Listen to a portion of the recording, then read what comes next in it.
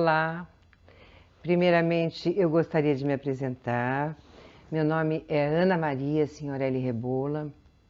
Eu sou arte-terapeuta e, além de atendimentos individuais, eu ministro diversas oficinas para grupos de terceira idade, mulheres em situação de risco, residenciais, hotéis de terceira idade.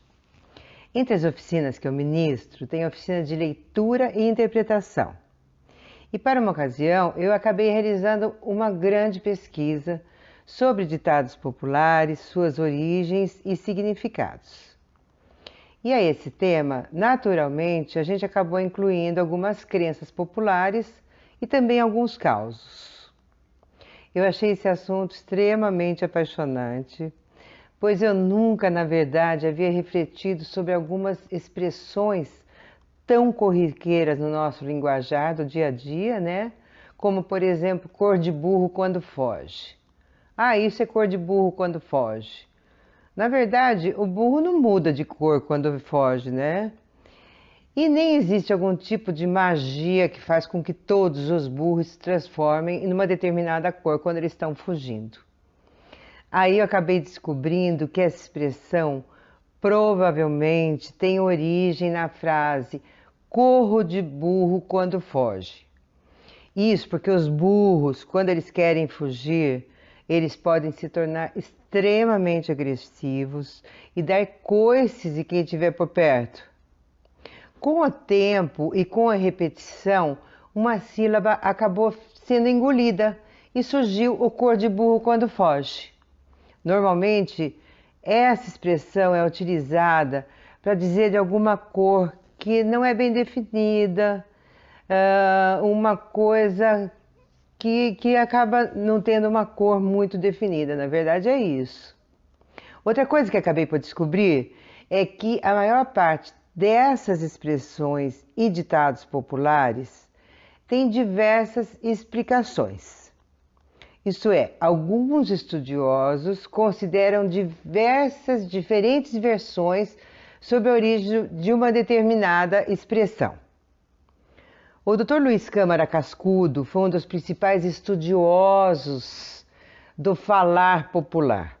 Ele escreveu diversos livros sobre o assunto e eu considero que a maior parte das explicações que ele dá são consideradas as mais prováveis. Então eu vou voltar agora para a minha apresentação pessoal e dizer, eu não tenho formação em língua portuguesa e nem sou uma estudiosa desse tema, mas sim uma curiosa que se apaixonou pelo assunto e decidiu apresentar esse conteúdo a quem possa interessar. O projeto Bibliotecas Online da Secretaria de Cultura do Estado de São Paulo está oferecendo diversas atividades gratuitas online, visando proporcionar cultura e diversão aos que estão em casa, obedecendo às regras mundiais de combate à pandemia. Essa apresentação é uma delas. Quando eu era pequena, meu avô me chamava de Santinha do Paoco. Eu sempre soube o que ele estava querendo dizer com isso, né? Para mim. Mas eu não tinha ideia de que ela nasceu no século XVII, quando estava em alta a exploração das minas de ouro em São Paulo e Minas. Ocorre que vinha gente de todas as partes para as minas, para a exploração das minas, com o sonho de riqueza, e realmente o ouro era muito farto naquelas minas. Então, o governo português resolveu instituir o pagamento de um imposto sobre o ouro que as pessoas descobriam e conseguiam garimpar, né? Esse imposto foi chamado de quinto, porque ele correspondia a 1/5, a 20% do ouro encontrado pelo mineiro. Todos os mineiros achavam isso uma injustiça. E para se safar do pagamento desses impostos, as pessoas encomendavam dos artesãos santos de madeira, totalmente ocos por dentro. E dentro eles escondiam o ouro que encontravam. Esses santos eram chamados de santos do pau oco. E com o tempo se transformaram em santinho do pau oco, que designa alguém que parece fazer tudo certinho, mas na verdade não é bem assim.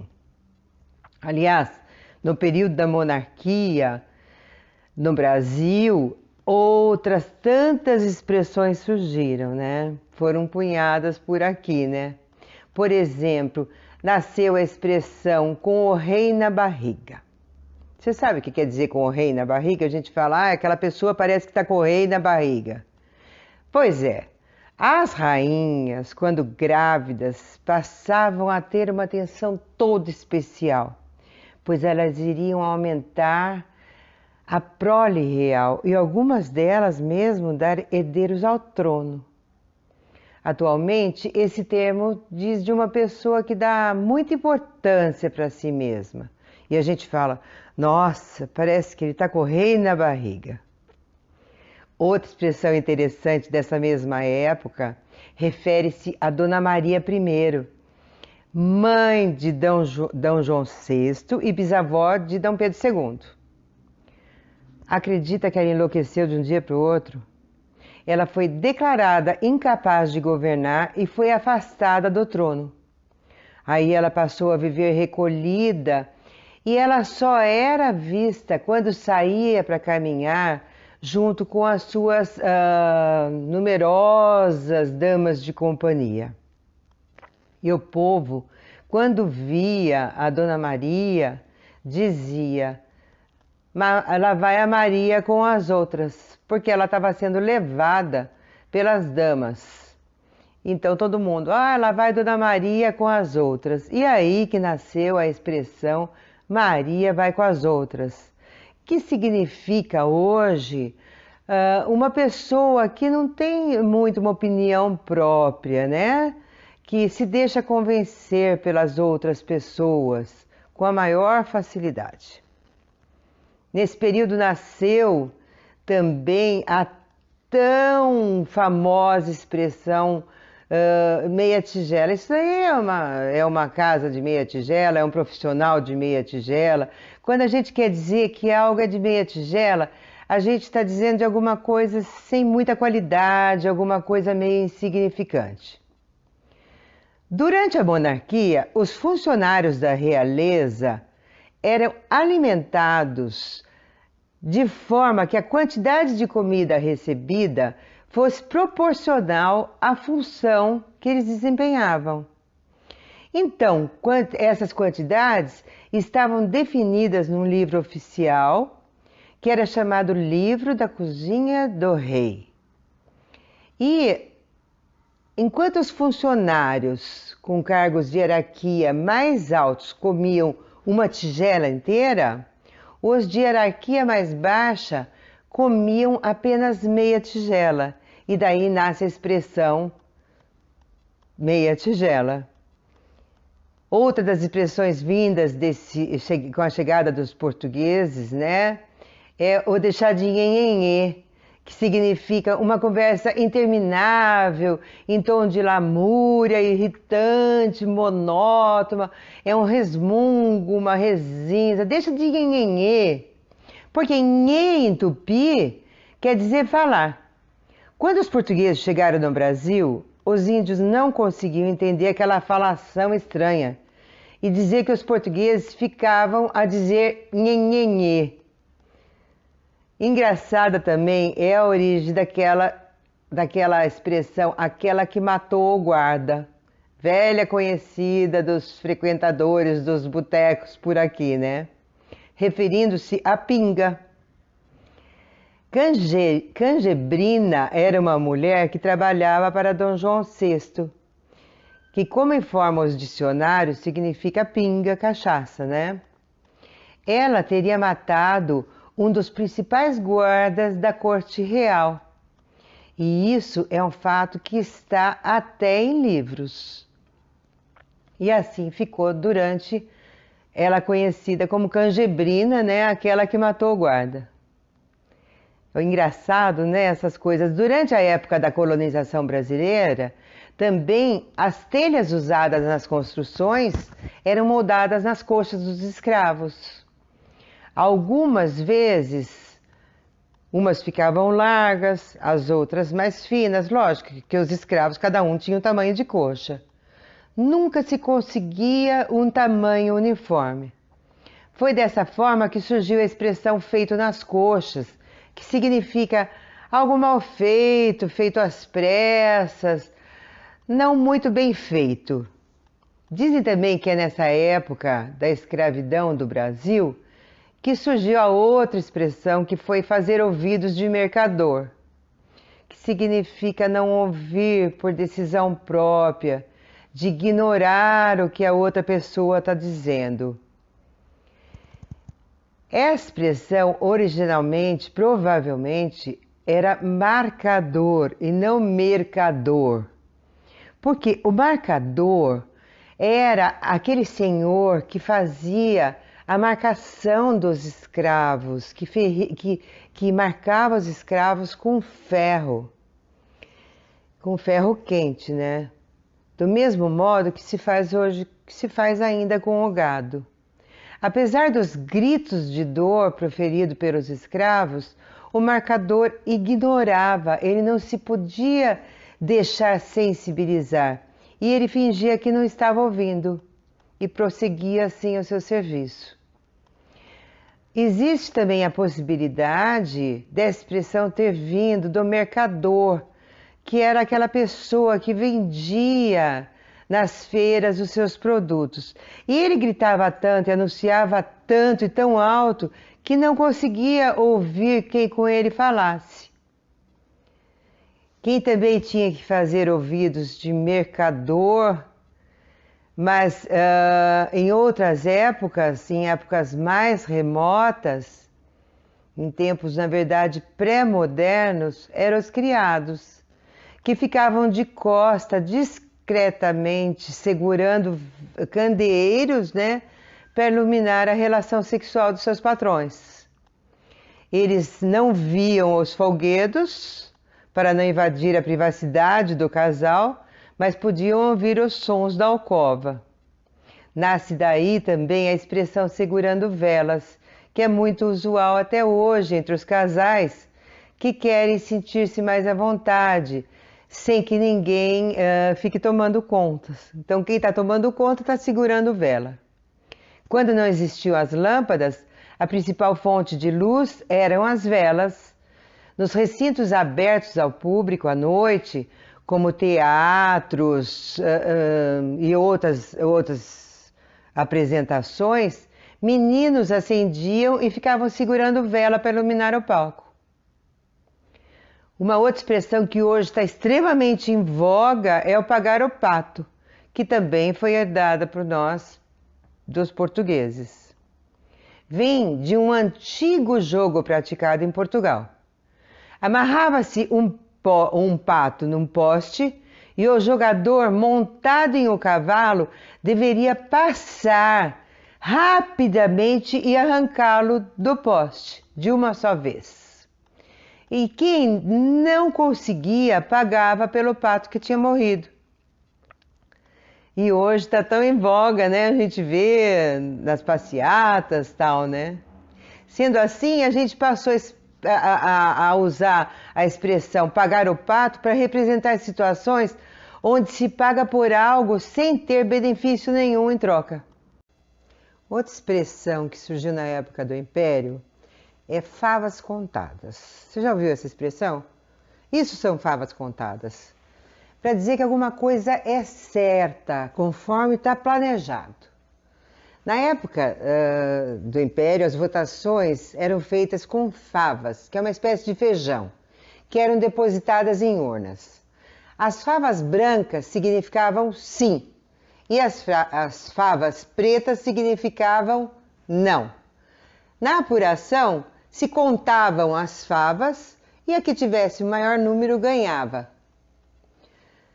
Mas falando em eleição, você sabe de onde vem será o Benedito? Essa é mais recente, é da época de 1930, mais ou menos, e vem lá de Minas Gerais. O presidente Getúlio Vargas, após meses analisando, não decidia quem seria o governador do estado de Minas. O tempo decorrido gerou naturalmente uma inquietação entre os inimigos políticos de um dos candidatos ao cargo, cujo nome era Benedito Valadares. Constantemente eles perguntavam: será o Benedito o interventor de Minas Gerais? Daí a expressão será o Benedito, ou seja, expressar-se por situações inesperadas ou indesejáveis. Você fala, ai, mas será o Benedito que isso foi acontecer, né? Mas por falar em político, parece que tem alguns sem papas na língua, não é mesmo? Isso é, eles falam o que querem sem nenhum rodeio. E você sabe de onde vem a expressão sem papas na língua? Ela vem de uma expressão castelhana que fala de pepitas na língua, tá? Pepitas é um diminutivo de papas. São partículas que surgem nas línguas de algumas galinhas.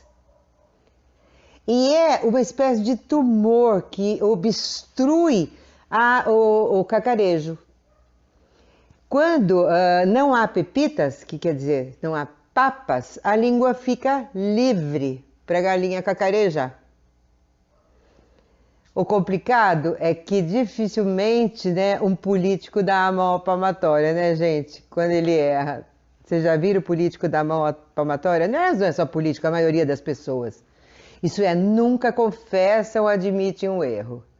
Nunca reconhece que não tinham razão. Nunca dão a mão à palmatória. Esse termo, a palmatória, é um antigo objeto de madeira formado por um cabo comprido e numa das extremidades ele tem uma espécie de uma colher lisa, reta, geralmente arredondada. Antigamente ela era utilizada pelos professores para bater na palma das mãos dos alunos como forma de discipliná-lo. Imagina hoje em dia se acontece um negócio desse, né, gente? Quando os alunos estavam errados, eles estendiam um dos braços com a palma da mão voltada para cima, de modo que o professor pudesse bater nela utilizando a palmatória. Você sabe o que falam sobre os políticos? Que são todos farinha do mesmo saco. Com certeza você já ouviu essa expressão também. Ela é utilizada para generalizar um comportamento reprovável. Como a farinha boa é posta em sacos diferentes da farinha ruim, faço essa comparação para insinuar que os bons andam com os bons, enquanto os maus preferem os maus. Mas você pode tirar o cavalinho da chuva, que admitir um erro, isso eles não fazem não. E essa aí é uma outra expressão famosa, bastante popular. Talvez não tão usada hoje, mas que os nossos avós, com certeza, têm muito costume de falar isso, ou tinham muito costume de falar isso. Essa expressão, você pode tirar o cavalinho da chuva, ela significa que não adianta nem você esperar que aconteça determinada coisa, porque não vai adiantar, não vai acontecer. Antigamente, o cavalo era o meio de transporte mais prático e comum. Quando uma visita iria ser rápida, o visitante deixava o cavalo na frente da casa do anfitrião. Quando o anfitrião estava contente com a visita, com a presença do visitante e queria que ele ficasse mais tempo, pedia para que ele tirasse o cavalo da chuva e colocasse num lugar mais protegido. Ao dizer isso, o dono da casa estava dizendo ao convidado para desistir de ir embora tão logo. Com o tempo, tirar o cavalo da chuva recebeu o diminutivo, né, e ganhou o cavalinho, tirar o cavalinho da chuva, que é meio uma ironia dessa expressão, né? Mas na verdade, o que acontece é que o pior cego é o que não quer ver. Essa é a grande verdade. E essa com certeza você conhece. O que eu não sei é se você conhece a história que está por trás desse pior cego, que é o que não quer ver. Ela é uma história real e ela aconteceu em 1647. Imagina só, na França. Na universidade local, o Dr. Vicente Darjan fez o primeiro transplante de córnea em um aldeão que chamava Angel. Foi o primeiro transplante de córnea em 1647, gente. E foi um sucesso absoluto na época, né? Menos para Angel, que era o paciente. Que ele era cego e ele passou a enxergar. E ele ficou horrorizado com o mundo que via. E ele disse que o mundo que ele imaginava era muito melhor. E pediu ao cirurgião que arrancasse os seus olhos. Claro que o cirurgião não queria fazer isso. O caso foi acabar no Tribunal de Paris e no Vaticano. E Angel ganhou a causa e entrou para a história como o cego que não queria ver. Vocês sabiam disso? Atualmente, o ditado se refere a alguém que nega de verdade a admitir um fato. Porque que tem gente da pá virada em todo lugar, isso tem. E essa expressão tem relação com o instrumento da pá mesmo. Vocês conhecem pá, né? Você conhece pá de cavar terra, né? Quando ela está virada para baixo, ela é inútil, não serve para nada. Hoje em dia, a pá virada tem um outro sentido, tá? Ele refere-se a uma pessoa com maus instintos, criadora de casa, um aventureiro. Você fala, ih, aquele cara é da pá virada, né? E sabe de outra coisa, gente? Não adianta querer tapar o sol com a peneira.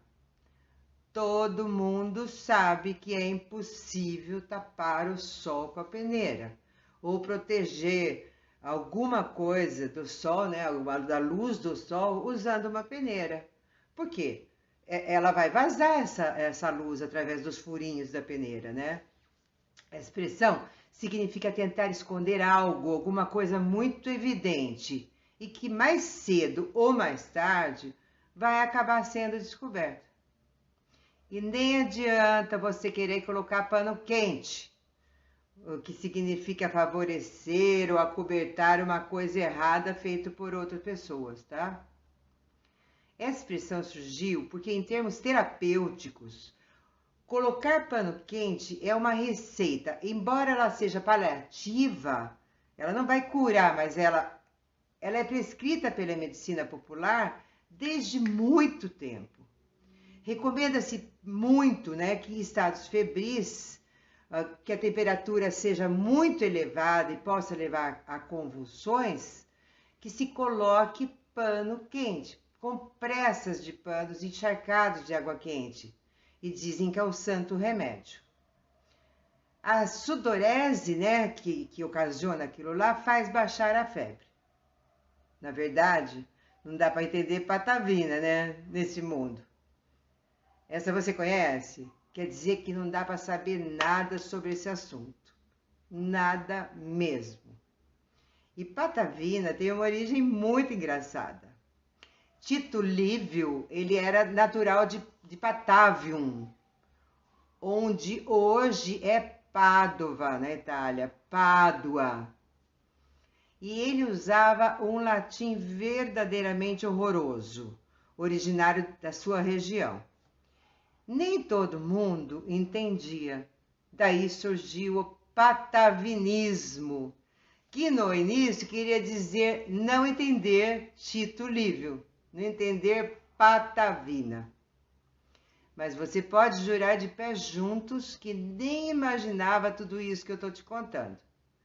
Mas você sabe que essa expressão surgiu das torturas executadas pela Santa Inquisição, nas quais o acusado pelas heresias tinham as mãos e os pés amarrados juntos e eram torturados para confessar seu crime?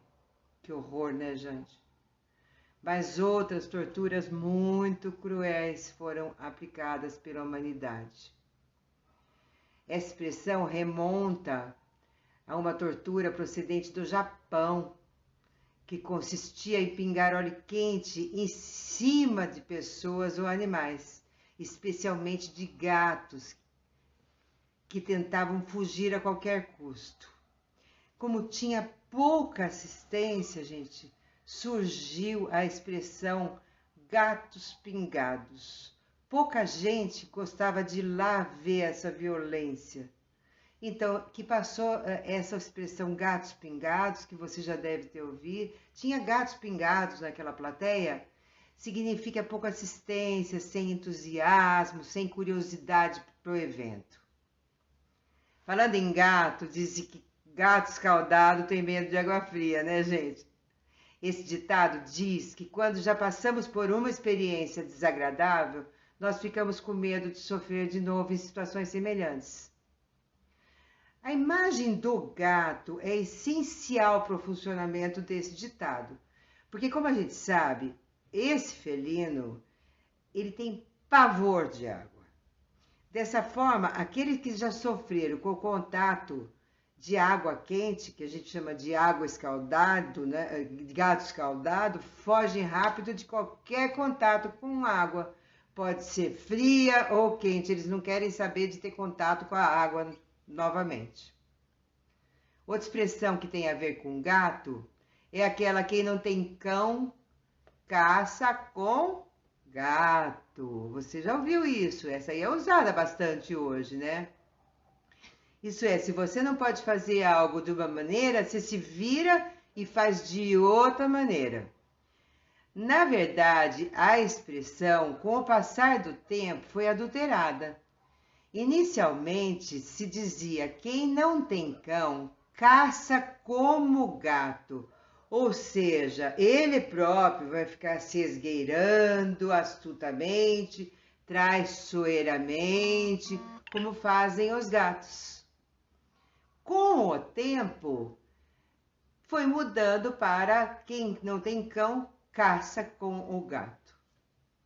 Mas quem fala de gato lembra na hora do que, gente? De passarinho, que é o prato predileto dos gatos, não é? Mas as mocinhas de antigamente, na verdade, adoravam ver passarinho verde. Você já viu passarinho verde?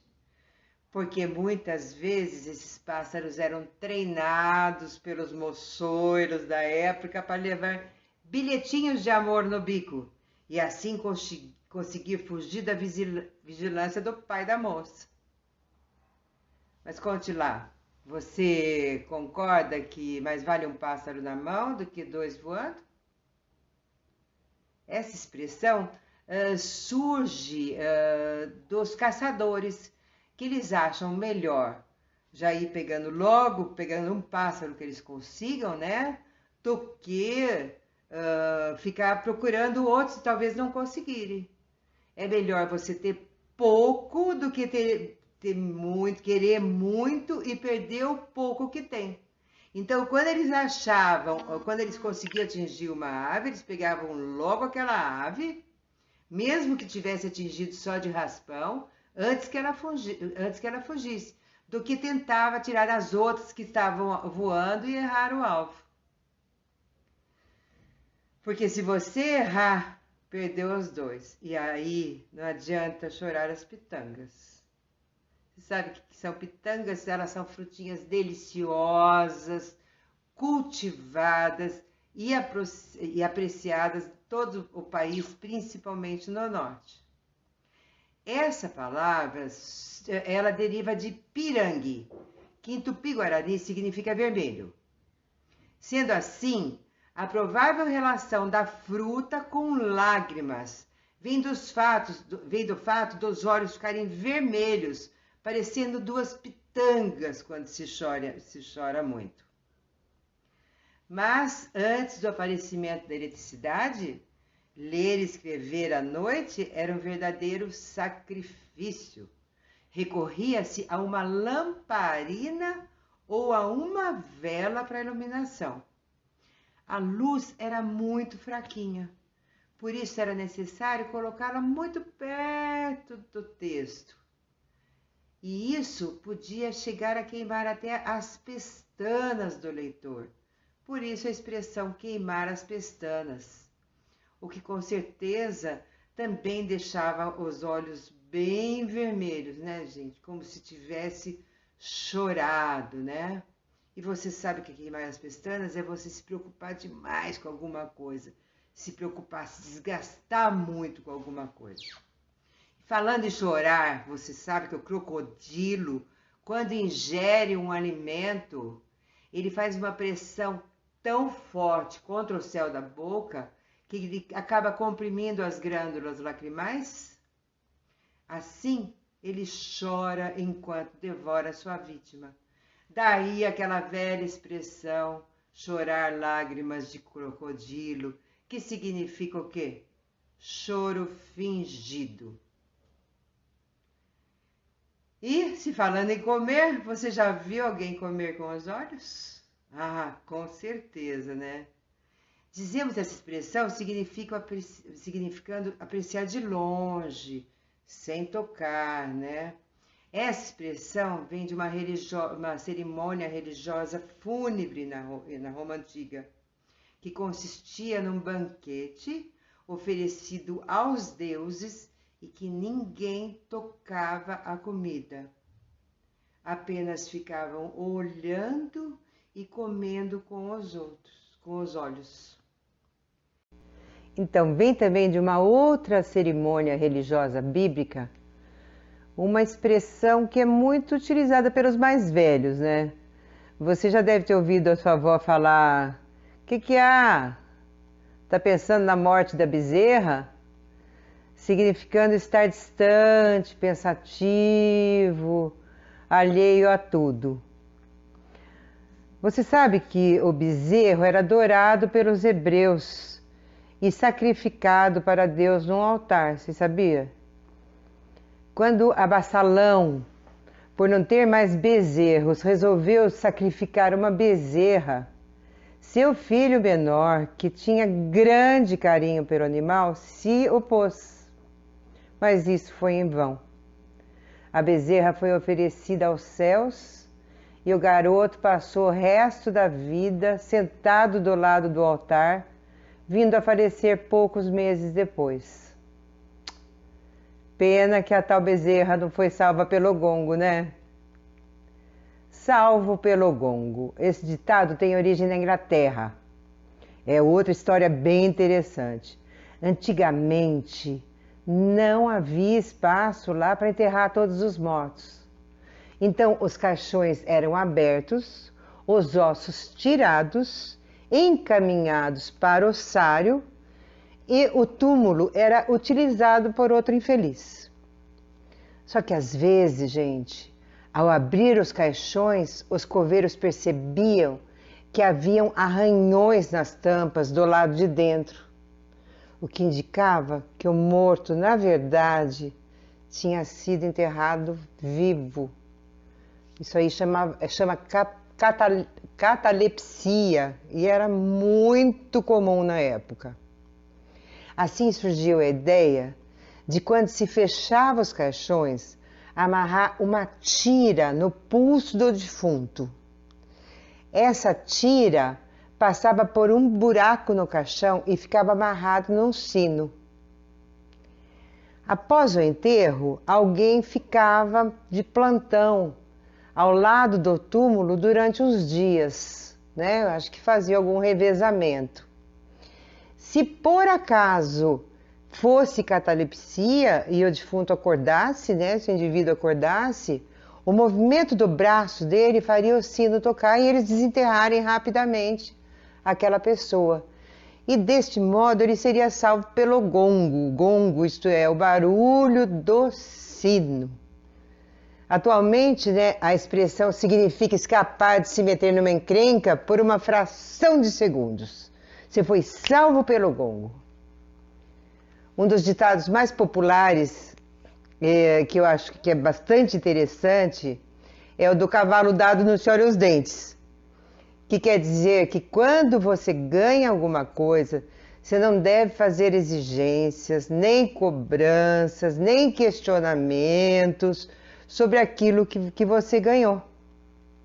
Sabe por quê? Essa origem dessa expressão está relacionada com a comercialização dos cavalos. Antigamente, os compradores tinham o hábito de observar a arcada dentária do animal antes de fechar qualquer negócio.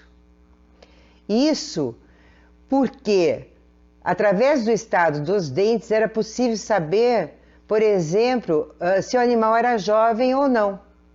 Ah, mas como assim? Os dentes do cavalo não nascem ao mesmo tempo.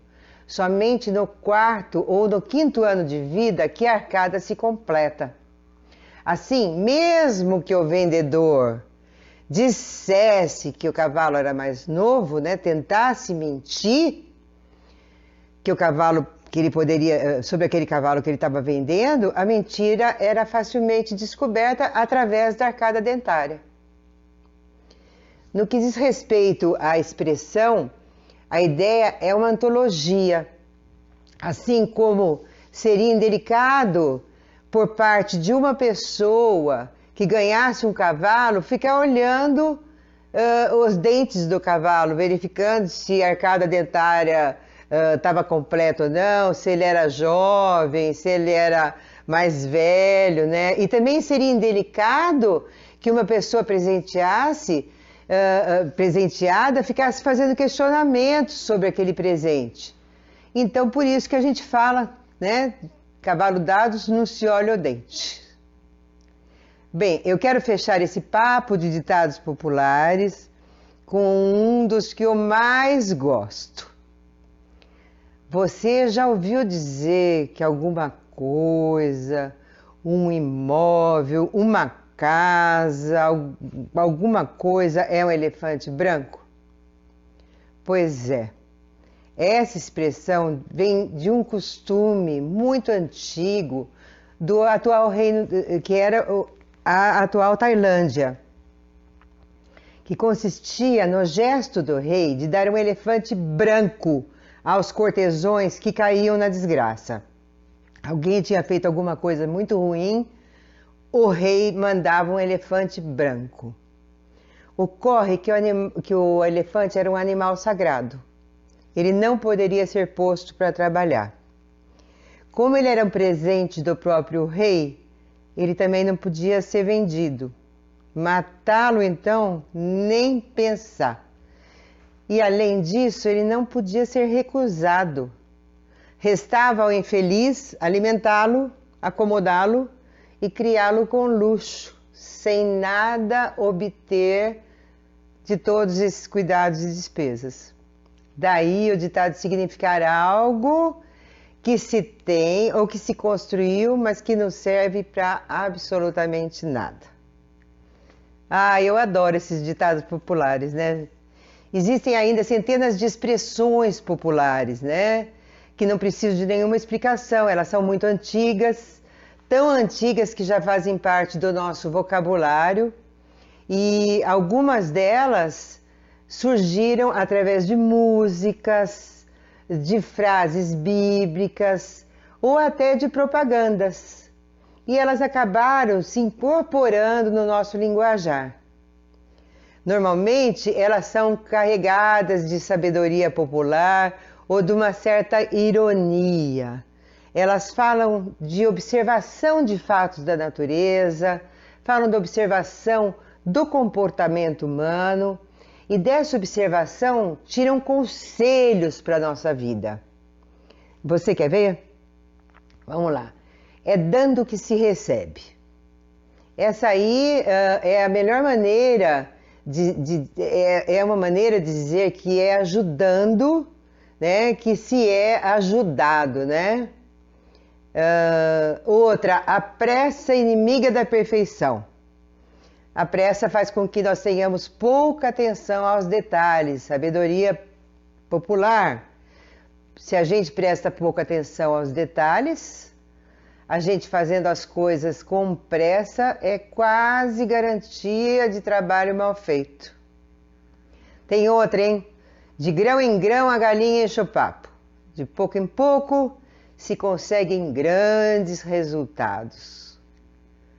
Quer outra? Quem com ferro fere, com ferro será ferido. Isso quer dizer que as más ações das pessoas sempre voltarão contra ela. É como a gente diz que a vida é um bumerangue, né? Que tudo que você atira volta para você. Que tudo que você planta é o que você colhe, né? Outra, mente vazia é oficina do diabo. É uma boa para se pensar nesses dias que a gente está um pouco mais recluso, né? Quem não tem nada para fazer, ocupa a cabeça pensando bobagem. Tem uma engraçadinha, se ferradura trouxesse sorte, burro não puxava a carroça. Diz que os amuletos para a sorte não ajudam em nada. Uma outra bem conhecida, né? É o água mole em pedra dura, tanto bate até que fura. O que quer dizer que a persistência e a constância de pequenas atitudes acabam no final por trazer grandes resultados. Outra engraçada é a do papagaio. Papagaio que acompanha João de Barro vira ajudante de pedreiro. Isso é, se você andar com uma pessoa, ela irá te influenciar, seja de forma positiva ou negativa. Outra bem conhecida, devagar se vai ao longe. Mesmo devagar, se o ritmo for constante, se consegue alcançar os objetivos. Outra, pau que nasce torto, morre torto, ou pau que nasce torto, nunca se endireita. Quem faz as coisas erradas desde novo, provavelmente nunca vai mudar. Tem uma outra que é assim, Deus tem mais para dar do que o diabo para tirar. Você já ouviu isso? Quer dizer que mesmo você perdendo algo, muitas coisas boas ainda estão por vir.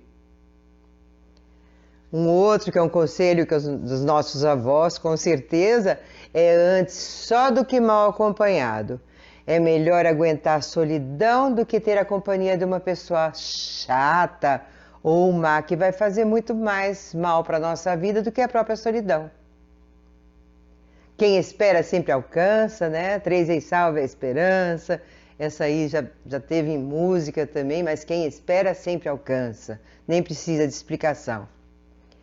Quem tem telhado de vidro não atira pedra no telhado do vizinho. Você não deve atacar os erros dos outros, jogar pedra, se também tem defeitos, pois todo ataque pode gerar um contra-ataque. E quem não tem defeito? Outra, é melhor prevenir do que remediar. É melhor evitar um problema do que esperar que o problema aconteça e depois precisar consertar o que deu errado. Essa da andorinha eu não sabia. Olha, uma andorinha só não faz verão. Dizem que quando tem um bando de andorinhas voando no céu, quer dizer que o dia terá muito sol. Se somente uma tiver, quer dizer que vai ser um dia chuvoso. Ou seja, uma única pessoa não é suficiente. É preciso que várias pessoas se juntem para as coisas acontecerem. Outra frase que a gente usa bastante é boca calada não entra mosca. Em certas ocasiões, é mais prudente você manter o silêncio para evitar consequências desagradáveis do que você falar alguma coisa e depois se arrepender. Essa aqui minha mãe usa muito. Pimenta nos olhos dos outros é refresco. As mazelas das outras pessoas são mais fáceis de encarar do que quando ocorrem com a gente, não é isso mesmo? Dizem que que se conselho fosse bom, ele não seria gratuito, né? Cada um sabe aonde aperta o sapato. Cada pessoa tem a consciência das próprias dificuldades e sofrimentos, por mais que outras pessoas opinem sobre sua vida. Uma outra muito antiga é o filho de peixe, peixinho é. Nós somos semelhantes aos nossos pais. O preguiçoso trabalha dobrado. Quem faz as coisas de má vontade, sem planejamento e atenção, precisa trabalhar novamente e novamente para consertar os erros do serviço mal feito, então trabalha 2 vezes, 3 vezes.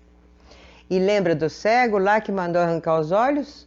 Tem uma frase que fala: em terra de cego, quem tem um olho é rei. Em um meio onde a maioria não possui quase nada, não sabe quase nada, uma pessoa que tem um pouquinho, mas que se sobressai na frente dos demais, ela se torna um rei, por mínimo que ela tenha. Outra frase bastante conhecida é: o seguro morreu de velho. Pessoas que prezam pela segurança normalmente morrem de velhice, não por algum acidente, não são desleixadas, né? Águas passadas não movem moinho. Remoer acontecimentos passados não muda a situação do presente. É a mesma coisa do não adianta chorar sobre leite derramado, né? E sobre o apressado? O apressado come cru. É preciso ter paciência e esperar o tempo das coisas. Outra frase bem conhecida é: cachorro que muito ladra não morde. Quem faz muita ameaça normalmente não faz nada. Ou seja, quando o cachorro quer morder, ele não avisa, ele só morde. Você já ouviu a expressão plantar verde para colher maduro? Você usa de perguntas hábeis, né? Para que alguém revele o que você quer saber. Você não fala diretamente, você fala indiretamente. Você planta verde para tentar colher o maduro. Quem tem filhos sabe essa: filhos criados, trabalho dobrado. Mesmo depois de adulto, os filhos continuam causando preocupação em seus pais. Tem uma outra que é bem legal: quem se mistura com porcos, farelo come. Ela tem o mesmo sentido da frase bíblica: diga-me com quem andas e te direi quem és. Se você andar em má companhia, irá imitar os hábitos da pessoa má, né? O barato sai caro. Você não acha? Comprar um produto ou serviço de má qualidade, só porque está barato, é visto como uma economia burra, tendo em vista que você vai precisar de gastar de novo para repor ou consertar o antigo. Por isso que o barato sai caro. Agora, quando a esmola demais, até o santo desconfia.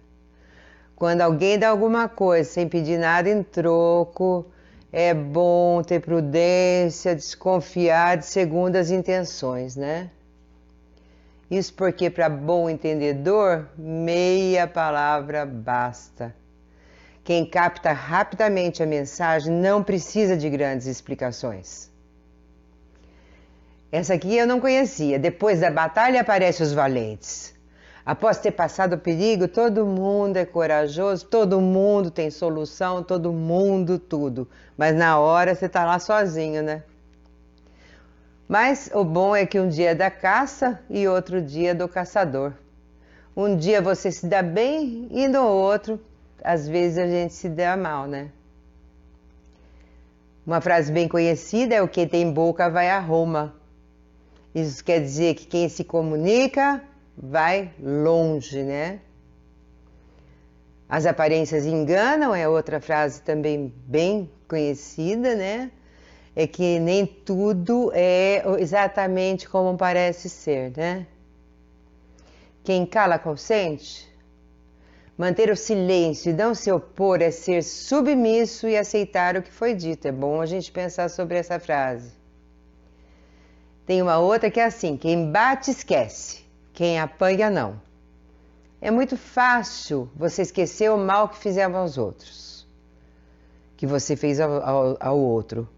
Mas é muito difícil para quem sofreu aquele mal esquecer. A esperança é a última que morre. Enquanto há esperança, existem possibilidades, né, gente? Casa de ferreiro, espeto de pau. Normalmente, quem possui um talento esquece de usá-lo em seu próprio benefício. Mas eu gosto muito também de falar sobre algumas crenças populares e explicar a provável origem delas. É provável porque, conforme eu disse anteriormente, podem existir divergências entre os estudiosos sobre a origem desses itens da cultura popular, né? Falando em crença popular, nossas avós e bisavós são especialistas no assunto, né, gente? Você já ouviu falar que manga com leite faz mal? A ciência nunca conseguiu provar isso. Mas os escravos acabaram acreditando nessa história inventada pelos senhores de engenho para impedir que eles, os escravos, consumissem mangas e tomassem o leite que era destinado ao consumo da família da Casa Grande. Por isso, os feitores espalhavam que a combinação fazia tanto mal que chegava até a causar morte. Veja só, hein? Outra crença que existe é que abrir o guarda-chuva dentro de casa dá azar. Mas, no entanto, eu falo para você, não tenha medo não de abrir o guarda-chuva dentro de casa para secar depois de um dia de chuva. A ação não tem nada a ver com possíveis marés de sorte ou de azar. Essa crença possivelmente surgiu na Inglaterra no século XVIII, quando os guarda-chuvas com estrutura rígida de metal começaram a se tornar bastante populares. E também começou a se tornar bem popular os acidentes ocasionados pela abertura desses objetos dentro das residências. Abrir um guarda-chuva, de repente, podia ferir adultos e crianças. E pode até hoje, né, gente? Se tem um adulto ou uma criança distraído, né? Pode assustar animais, pode derrubar objetos e, dependendo da situação, até ocasionar pequenos desastres, né, domésticos. E pode também resultar em discussões e brigas acaloradas, quem abriu e para quem aconteceu alguma coisa com a pessoa, né, gente? Assim, para estimular as pessoas a se tornarem mais cuidadosas, começou a circular essa história de não abrir o guarda-chuva dentro da casa, que dava azar. Outra coisa que falam que dá azar também é quebrar espelho. Você acha que dá mesmo azar? Entre os antigos gregos, um popular método adivinhatório consistia em usar uma tigela com água para refletir a imagem da pessoa que queria saber sobre o seu destino. O homem sempre quis saber sobre o seu destino, né? E se durante a consulta o recipiente caísse, essa tigela com água caísse ou quebrasse, era sinal de que a pessoa ia morrer ou teria dias nebulosos. Os romanos adaptaram o oráculo grego e acrescentaram que o infortúnio se prolongaria por 7 anos, tempo que dura cada ciclo da vida. Quando os primeiros espelhos de vidro surgiram na Idade Média, a superstição passou também a ter função econômica. Como eles eram objetos muito caros, os empregados eram avisados que quebrá-los dava azar. E assim nasceu essa crença, né? Outra crença também é de que trevo de 4 folhas dá sorte. Acredita-se que os primeiros a usar o trevo de 4 folhas como talismã tenham sido os druidas, antigos sacerdotes celtas, ainda no primeiro milênio antes de Cristo, Quem tivesse uma dessas plantinhas conseguiria enxergar demônios na floresta e assim escapar deles. O poder do trevo viria da sua raridade na natureza. Em geral, o trevo normalmente tem 3 folhas. Então, quando você encontra o trevo de 4 folhas, é bastante raro isso, né? Além disso, 4 é um número cabalístico, né? São 4 estações do ano, 4 pontos cardeais, os elementos alquímicos, a água, a terra, o fogo e o ar, e também as fases da lua. Bom, outra coisa que falam, né, que gato preto dá azar. Devido aos seus hábitos notífagos, isso é, eles gostam muito de sair à noite, os gatos, principalmente os negros, eram associados às forças ocultas e à feitiçaria na Europa medieval. Para muitos, o felino seria um disfarce usado pelas bruxas em suas andanças noturnas. Os humanos não foram as únicas vítimas da perseguição. O Papa Gregório IX também emitiu um documento que discutia o uso de gatos pretos por uma suposta seita herege na Alemanha.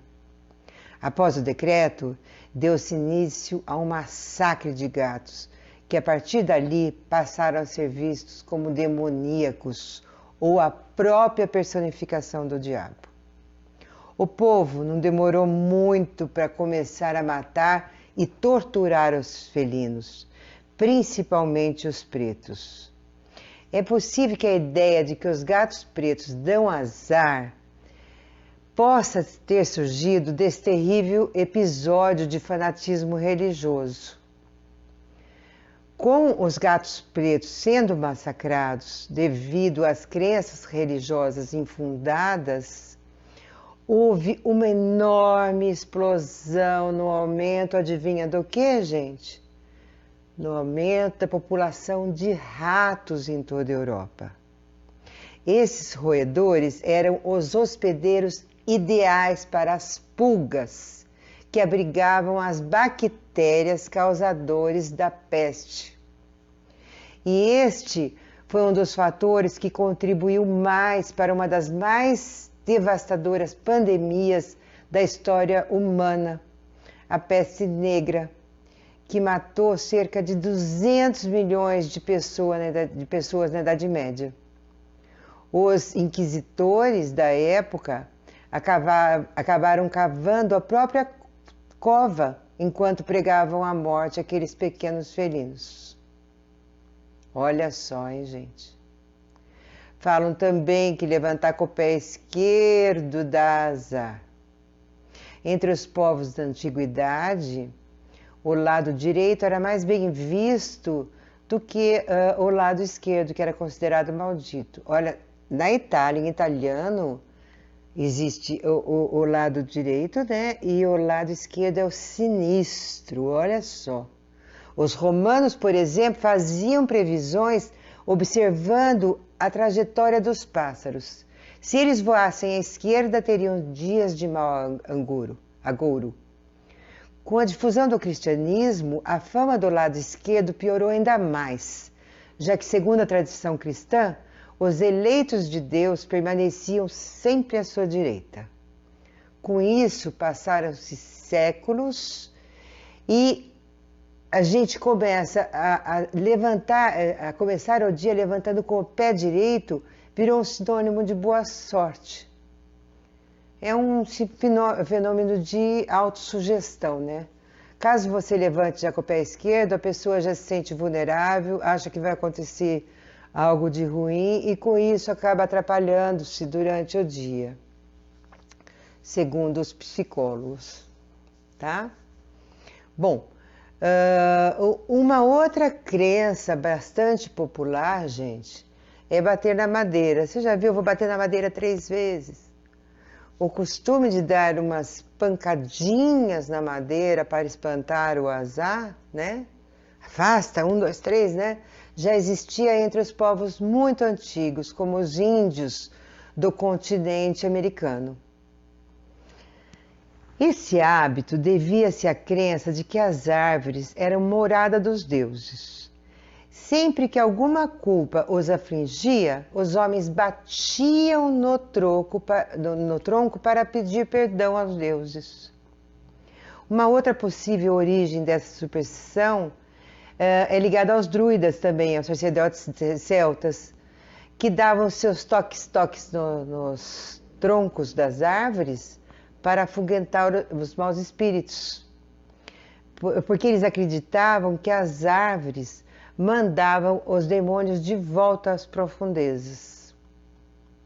E a nossa coitada da sexta-feira 13, hein, gente? Fala a verdade. A má fama dessa data está ligada a dois mitos nórdicos. Segundo o primeiro mito, Loki, que era o deus do mal, penetrou na morada dos deuses, onde rolava um banquete para 12 divindades, e acabou matando o amado deus Balder. A partir daí, o número 13 virou sinônimo de desgraça. Existe um outro mito que conta que quando os nórdicos se converteram ao cristianismo, a formosa deusa do amor, que era Frigga, né, para os nórdicos, cujo nome deu origem à palavra Friday, sexta-feira em inglês, foi transformada em bruxa e exilada numa montanha. Para dar o troco, ela passou a se reunir às sextas-feiras com 11 bruxas e o demônio, num total de 13 participantes, para amaldiçoar os homens. E para reforçar a crença, a Bíblia fala da reunião de 13 pessoas na última ceia, né? Às vésperas da crucificação de Jesus Cristo, que se deu, que dia? Numa sexta-feira. A urucubaca em torno da data é tão grande que, segundo os estudos de uma seguradora britânica, o número de acidentes na sexta-feira 13 é maior do que em qualquer outro dia. E adivinha qual é o percentual que ele é maior? 13% maior do que nos outros dias, essa seguradora constatou. Porque as pessoas ficam mais temerosas e ficam mais nervosas ao volante, na verdade. Bom, falam também que fazer um pedido a uma estrela cadente, né, acontece. Aquele pedido se realiza, né? Essa é uma outra crença. Ao longo do tempo, foi transmitido entre as pessoas que as estrelas cadentes eram os deuses passeando pelo céu. Como não é muito fácil ver esse momento, quem tivesse a sorte de ver esse momento, devia de aproveitar e já fazer logo um pedido para esse Deus, né? Para esses deuses, com grande possibilidade de ser atendido, pois estaria sendo visto e ouvido pelos próprios deuses. Tem uma outra crença que diz que o noivo não pode ver a noiva vestida antes do casamento. Essa ideia, gente, surge com casamentos arranjados há muito tempo atrás. Sem o casal se conhecer, o noivo poderia querer fugir ao compromisso se não gostasse da noiva, da sua prometida. Bem, agora a gente vai falar um pouco, né, sobre os causos. Um dos melhores contadores e colecionadores de causos no Brasil é, sem dúvida, o artista Rolando Boldrin. Inclusive, ele já escreveu livros a respeito desse assunto. É ele que explica que causo é diferente de caso. Um causo é uma pequena história contada.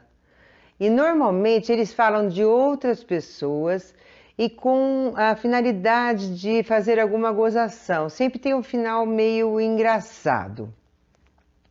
A maior parte dos causos falam de pescadores, sogras, barbeiros E alguns deles são a mais pura verdade, são fatos que realmente aconteceram e contados com essa graça, né?